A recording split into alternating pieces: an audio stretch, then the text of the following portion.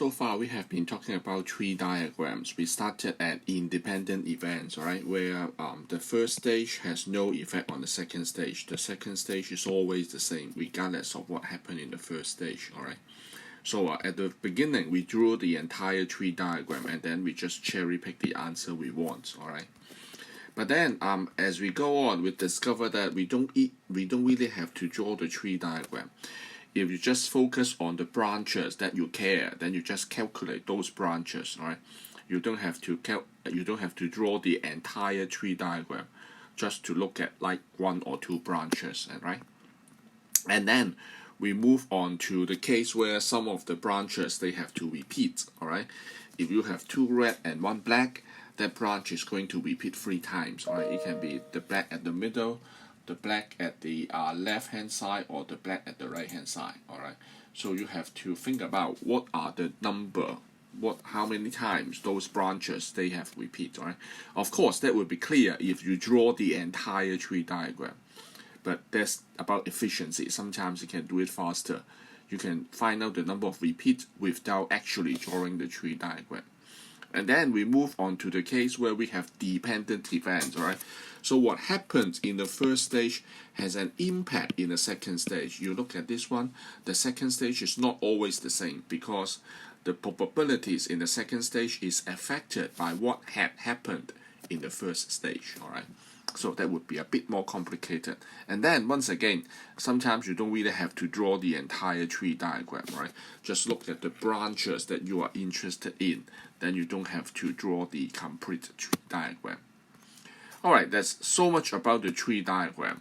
So now in this video, we're talking about an alternate method in probability without using the tree diagram. In this method, we go back to the very original of the idea of the probability is the counting. We count the number of favorable events, alright, divide by the total number of events. Favorable events divide by total events, alright. So you just do the counting and count how many cases, how many different events, different situations that will contribute to the answer. We put it in the numerator. And then we think about how many total possibilities are there with or without reference to the criteria, that is the total events. So how do we count, right? If it is small numbers, we can just count with our fingers. However, if it's complicated, if they are big numbers, we can use NPR, NCR. We can use the idea of permutation and combination to help do the counting. Alright, so let's take a look at this example, right? We'll try to do it in 2 ways, right? The first way we do it with tree diagram, and then we do it with permutation, alright? So there are now 9 cans of coffee and 3 cans of tea in the box, alright? So we have different coffee. We have like 1, 2, 3, 4, 5, 6, 7, 8, 9 cans of coffee and 3 cans of tea in the box. All right. Now, if you pick up 4 of them by random, all right, pick 4 of them. Now, once again, that is not mentioned in the question whether they are picked up with replacement or without replacement, so you have to think about it from the context of the question. 4 of them, they are randomly chosen, so what do you think? Is it with replacement or without replacement? Do you pick a can, put it back, pick another one, put it back, or you just pick 1, 2, 3, 4, pick 4 of them? I guess from common sense that would be the second one, right? So that is without replacement. It is a selection without replacement. All right, it's not explicitly stated in the question. Without replacement. Alright, but you have to think about it in the context of the question.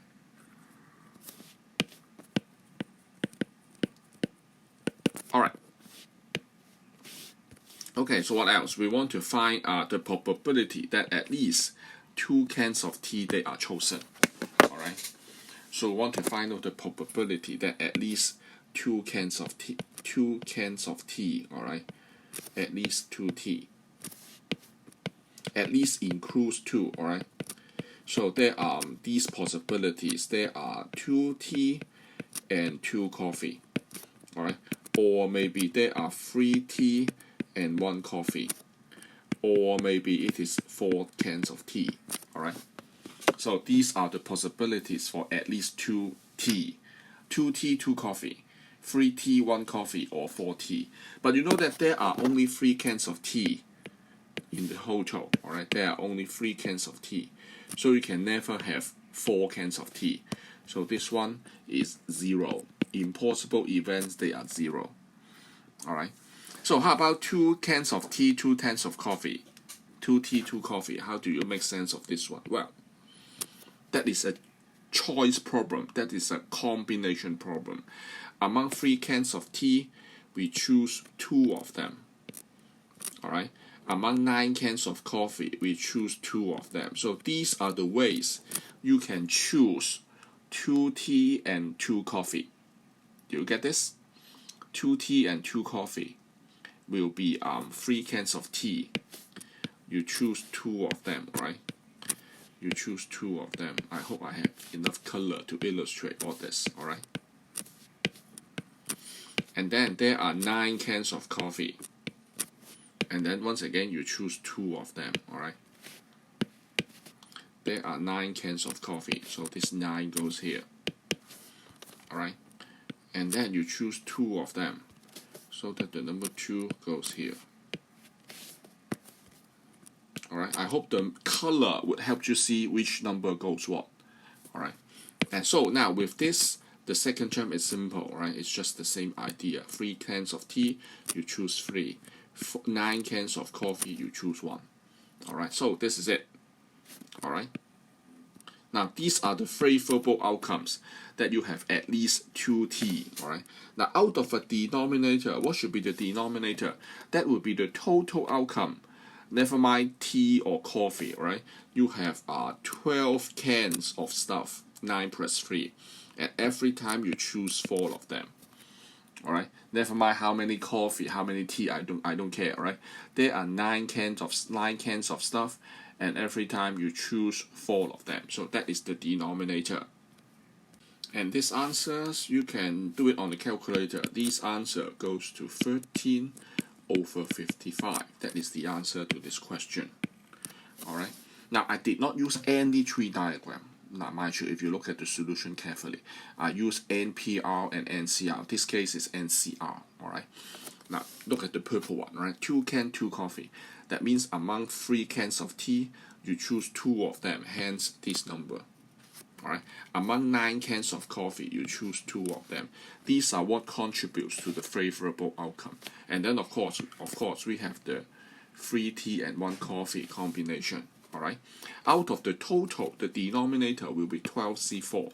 Never mind coffee or tea. All right. Among 12 cans, you choose 4 of them. So the answer goes to 13 over 55. All right. So this is how we did it with combination. All right. Now, what if I wanted to compare, if I want to do it with tree diagram, right? So the first stage, there is no change, right? You still have to do this. You still have to think about this, all right? But the individual probabilities, we'll try to use tree diagram to help, all right? So 2 cans of tea, 2 cans of coffee, what is the probability for that? All right, we can think about it in this way. The first one is a tea. The first one is a tea is 3 over 12. All right. The second one is a tea will be 2 over 11. The third one is a coffee, and that will be 9 over 10. All right. The last one is a coffee will be 8 over 9. All right. It is picking without replacement, so we have a diminishing denominator. Alright, there's 3 out of 12 for the first can of tea, 2 out of 11 for the second can of tea, 9 out of 10 for the first can of coffee, and 8 out of 9 for the last can of coffee. Alright, okay, so this is it, TTCC. Now, once again, when you do tree diagram, it's the blue number we mentioned earlier. TTCC, how many ways you can do that? Alright, how many ways this TTCC branch is going to repeat? Alright, like you can have TTCC, you can have TCTC, you can have TCCT, and so on. Alright, now once again, 2 ways. Alright, if you have the time, if you are willing to do it, you can count. you can list out all the possible way of line up T and C. Or if you have the inspiration, you can use NCR or NPR. This case, think about that. There are 4 positions. You choose 2 of them to put your T. Alright, so this number is 4C2.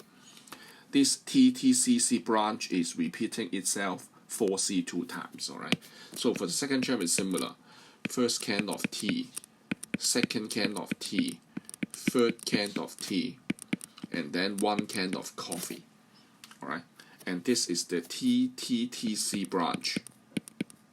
Now, how many times this TTTC branch is going to repeat? It's going to repeat 4C3. Alright, 4C3 is the answer. And finally, 4 cans of tea, of course, is still the same 0. Alright. And you can get to this answer. Once again, try to punch all these numbers into the calculator. If I'm not mistaken, it should be the same 13/55. Alright, try it to see whether I made a mistake. I hope not. Alright, so now on this page we look at how do we do the same probability question with permutation. Alright, favorable event divided by total events. Number of favorable events divided by number of total events. Alright. Alternatively, you can also do it with the tree diagram. So I show you both methods. You can compare to see which one is your preferable approach. Alright. So we stop here. We look at another video.